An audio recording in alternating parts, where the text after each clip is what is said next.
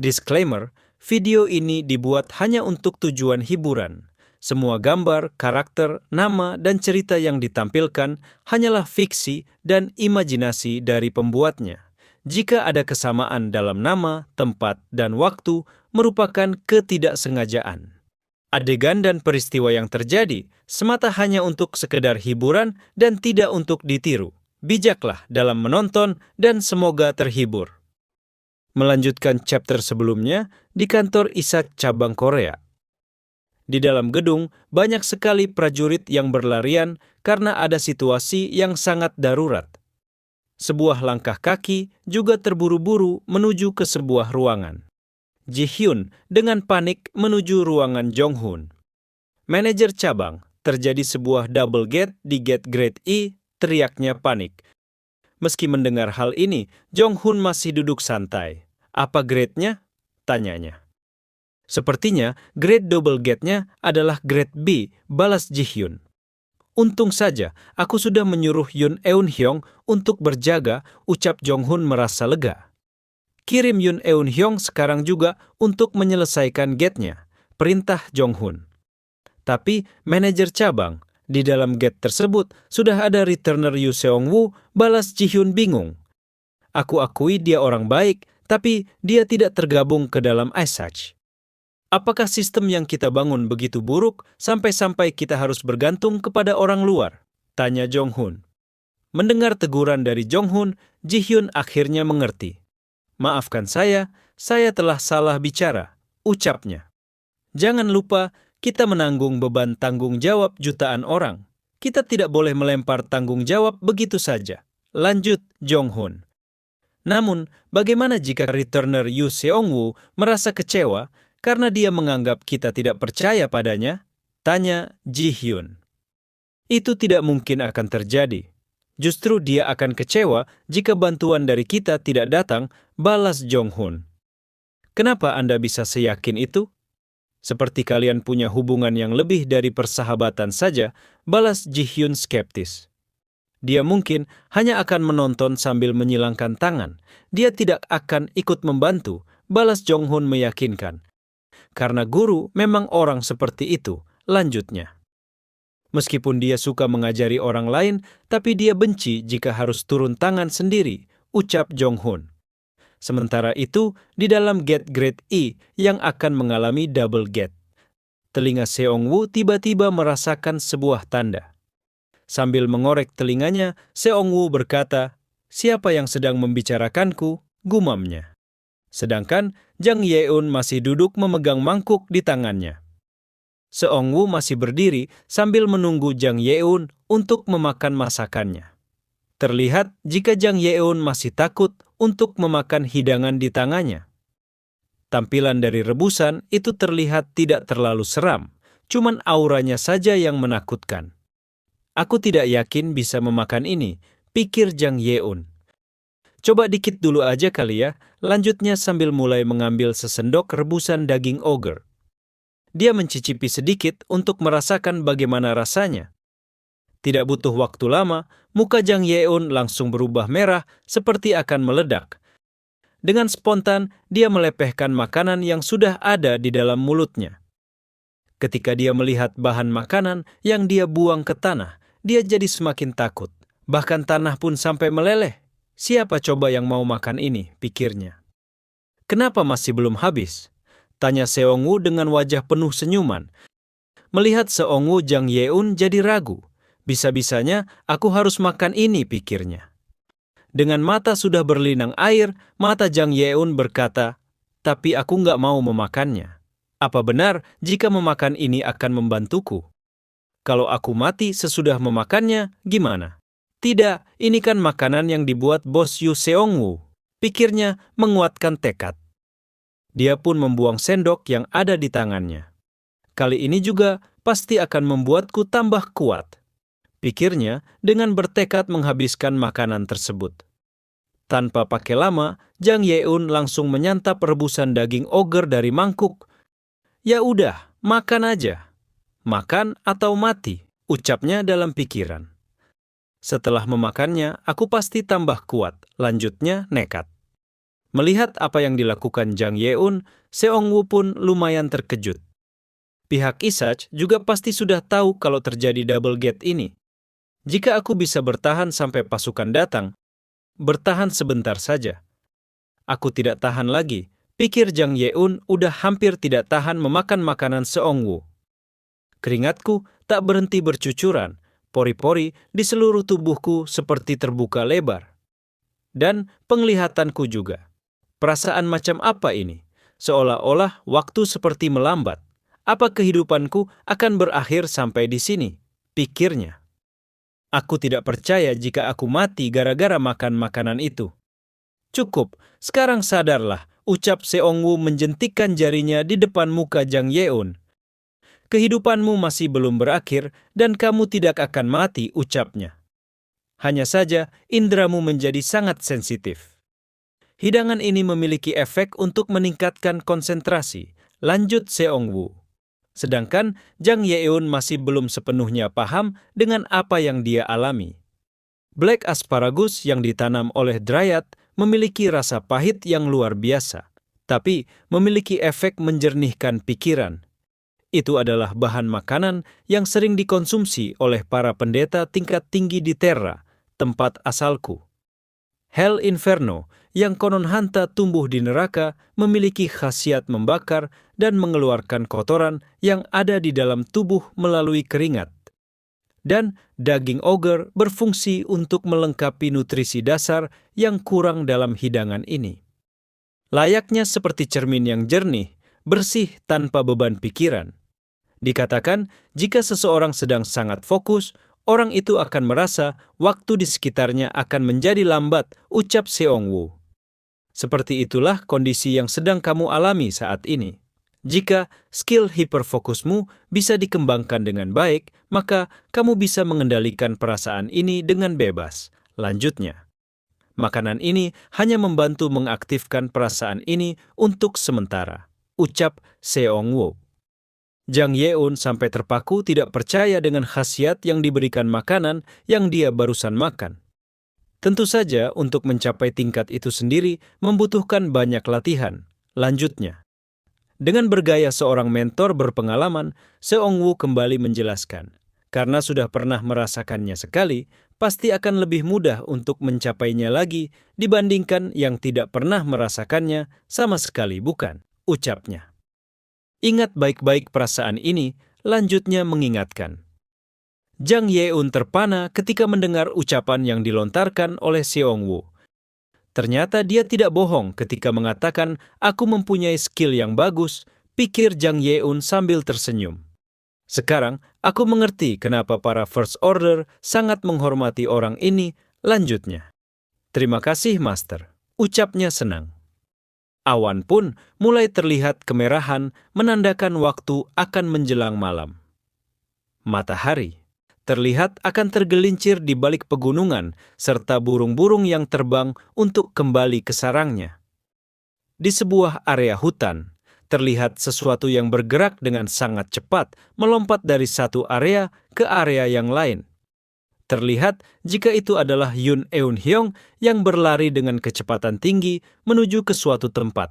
Ini sudah hampir selesai kan? Gumamnya. Yah, jawab seseorang yang memakai sebuah kacamata canggih. Orang ini sedang duduk dengan mengendalikan beberapa drone yang terbang di sekitarnya. Jika kita mempertahankan kecepatan ini, maju ke depan 4 detik, ada 2 ogre di sana, ucapnya mengarahkan. Pria ini adalah insinyur sekaligus komandan Second Order, Kwon Neung-ha. Dia mengendalikan banyak sekali drone sebagai pengintai untuk pergerakan Yoon Eun-hyung. Sepertinya ogre adalah monster dasar dari gate ini. Kamu tidak boleh terkena satupun pukulan dari para monster ini, ucapnya. Apa menurutmu aku akan kalah dari monster yang hanya mengandalkan kekuatan? Balas Eun-hyung. Memangnya siapa yang dulu terkena cedera mengalami patah 5 tulang rusuk setelah bilang begitu? Tanya Kwon Neung-ha. Mendengar sindiran itu, Eun-hyung jadi kesal. Cialan, itu kan sudah bertahun-tahun yang lalu, balasnya. Di depan Eun-hyung terlihat 2 monster ogre yang sedang berjalan. salah satu ogre merasakan kedatangan Yoon Eun-hyung dari arah belakangnya. Tapi sebelum sempat untuk bergerak, Yoon Eun-hyung telah menebaskan pedangnya kepada dua ogre tersebut. Setelah itu, dia menyarungkan kembali pedang miliknya. Jadi, tipe seperti apa double gate ini? Tanya Yoon Eun-hyung. Berdasarkan hasil analisa dari sang jenius ini, tipe dari gate ini adalah pengepungan dan pemusnahan, balas Kwon Neung-ha. Ini adalah tipe gate yang memiliki tingkat kesulitan yang sangat tinggi. Monster-monsternya terus muncul dan mengepung area bosnya. Lanjutnya, si ketua Red Tigers bernama Jang Yeun itu. Meski dia datang ke sini bersama seorang returner, tak ada jaminan jika dia bisa bertahan hidup dan selamat benar, ucap Kwon Neung-ha. Yoon Eun-hyung masih terus bergerak melompat dari satu dahan ke dahan pohon lainnya. Dia sial sekali, semoga bos dapat melindunginya, ucap Eun-hyung. Hah? Bukannya kamu biasanya tidak peduli orang-orang dari guild meskipun mereka mati? Tanya Kwon Neung-ha tak percaya apa yang barusan dia dengar. Yah, orang-orang guild itu masih warga negara kita, akan lebih bagus jika mereka nggak mati, balas Eun-hyung. Wah, sekarang kamu menjadi anak yang baik ya Yoon Eun-hyung, balas Kwon Neung-ha memuji rekannya ini.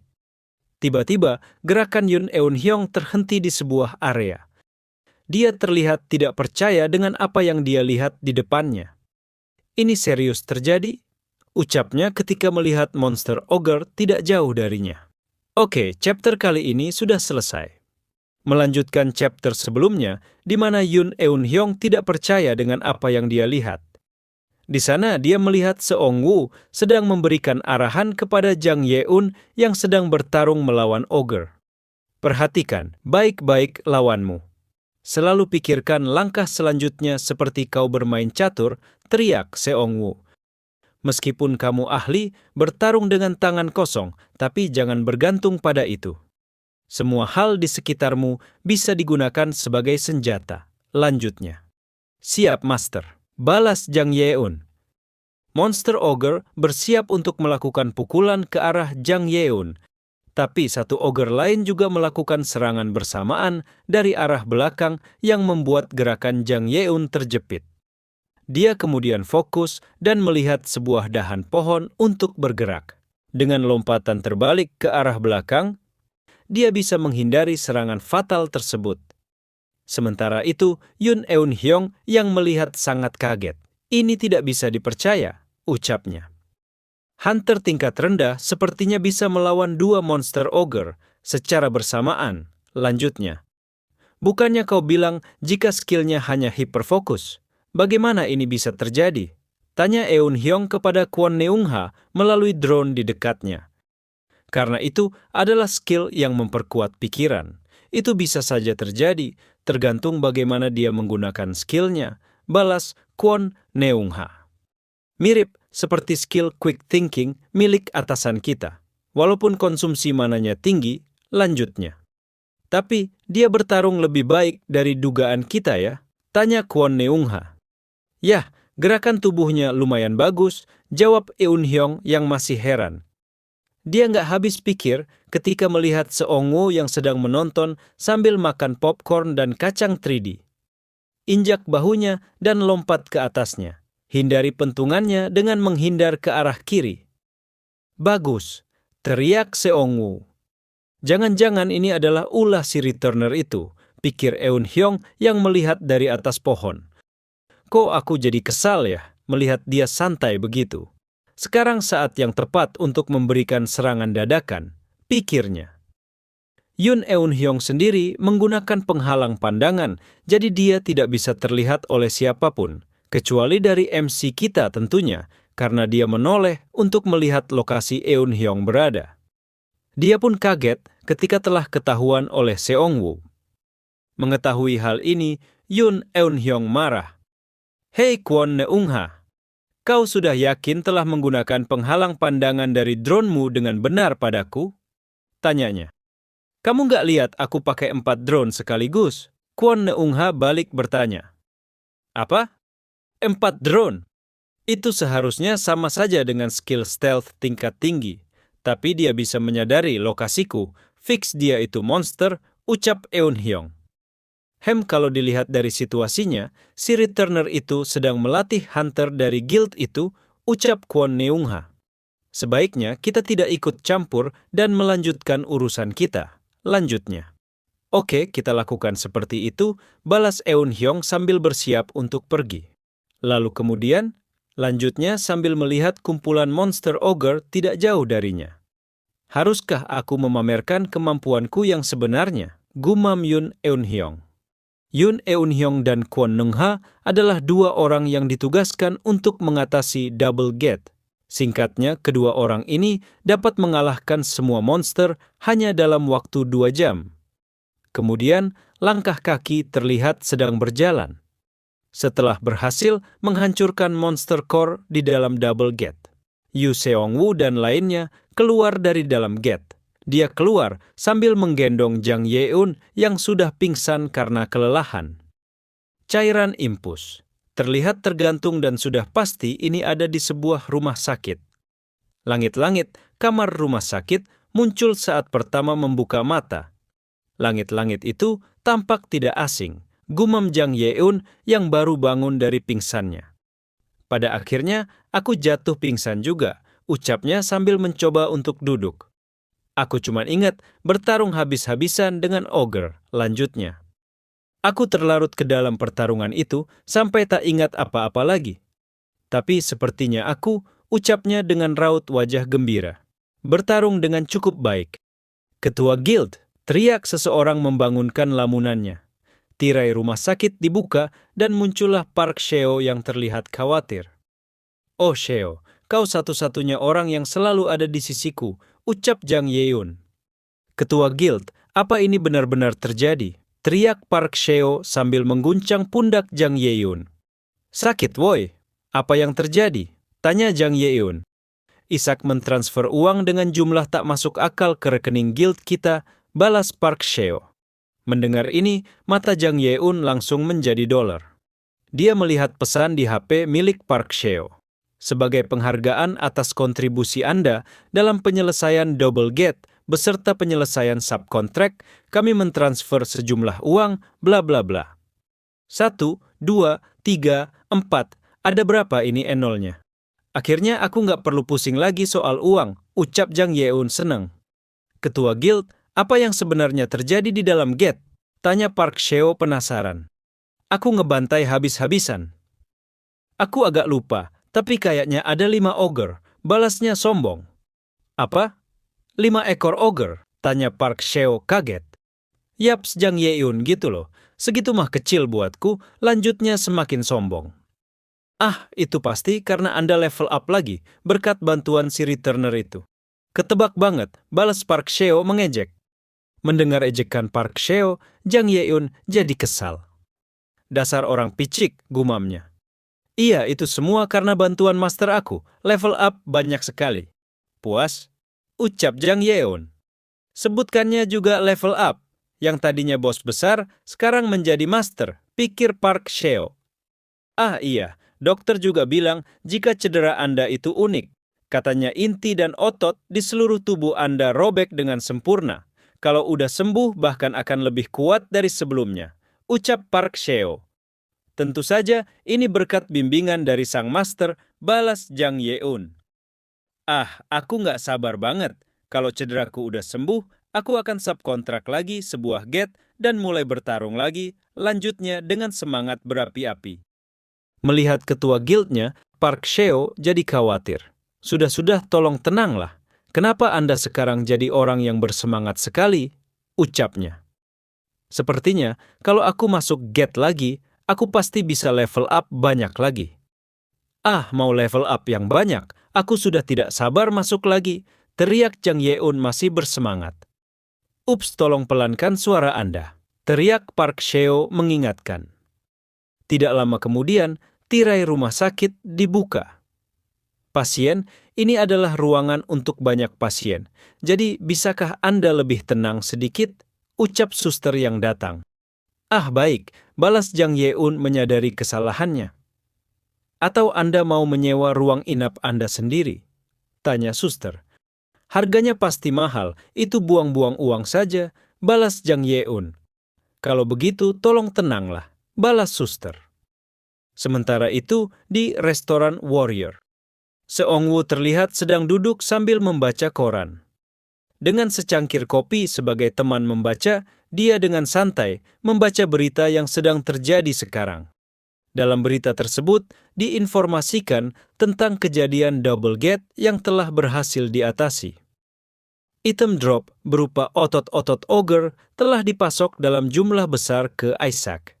Pengembangan otot untuk War Gear pun muncul sebuah kemajuan. First Order Yun, Eun Hyung telah memberikan kontribusi yang sangat luar biasa. Begitu pula, Ketua Guild Red Tigers, Jang Yeun, juga ikut berkontribusi. Tapi yang lebih unik lagi adalah penghargaan untuk Yu Seong-woo.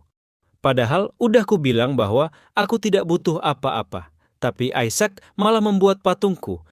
Jang Yeun pasti akan protes jika mengetahui hal ini, ucap Seong-woo. Tapi sepertinya dia akan sibuk buat level up untuk sementara waktu. Jadi, dia tidak akan sempat untuk melakukan hal itu, lanjutnya. Persiapannya udah selesainya, sekarang tinggal menunggu tamu datangnya, ucap Navi. Kerja bagus, Navi, lalu bersih-bersih, balas Seong-woo. Kemudian, Yong-shik menggunakan skill sticky cleaning method, menggunakan seluruh tubuhnya yang lengket untuk menyerap debu. Melihat bagaimana Yong-shik melakukan pekerjaan dengan baik, Seong-woo sangat senang. Kerja bagus, Yong-shik, ucapnya. Mari kita lakukan yang terbaik hari ini, ucap Seong-woo memberi semangat. Papan open pun kembali terlihat di pintu restoran Warrior. Bagaimana kelanjutan ceritanya? Dukung Mimin dengan share, like, dan komen. Bye-bye.